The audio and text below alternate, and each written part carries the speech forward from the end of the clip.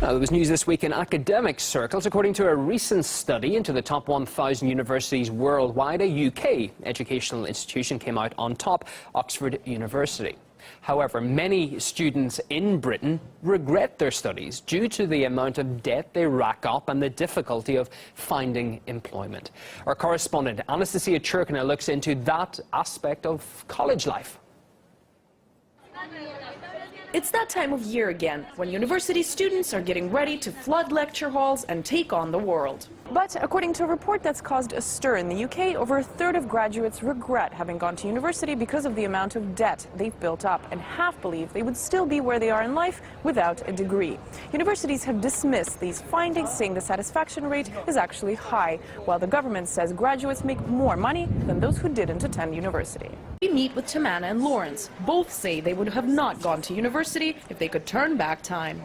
23-year-old Tamana will graduate this year and says she's already spent more on her education than she expected, estimating her final bill to be over £30,000 in tuition fees and living costs. With no job prospects on the horizon, she's very concerned. Going to university, getting a degree, spending a lot of time, money, energy, resource into a degree that you might or might not get a job from. I don't think it was worth the £9,000 a year. It is very scary for any young person. 24-year-old Lawrence went to university when it still cost £3,000 a year instead of £9,000 like it does now, and has no debt left but can't find a job. I tried so many different things. I tried many graduate recruitment schemes. I tried, recruitment agencies. I do regret it enormously. My experience at university was quite poor. Notions that university is the path to success and that a degree leads the way to a good job are a thing of the past, they both say.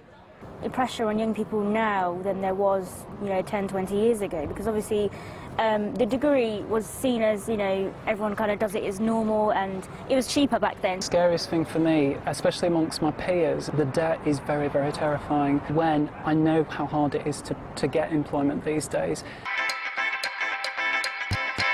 Adam is in his 30s and never went to university simply because he couldn't afford it, and says it's the best thing that's ever happened to him. He successfully runs 3 companies and is a motivational speaker, teaching people how to sell themselves on the job market. But unfortunately, I think the British people are going to be priced out of the market at £9,000 a year, and it's due to rise with inflation as well.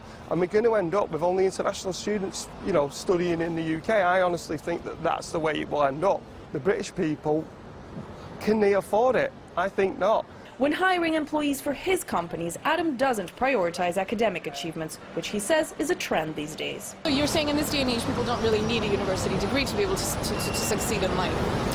No, definitely not.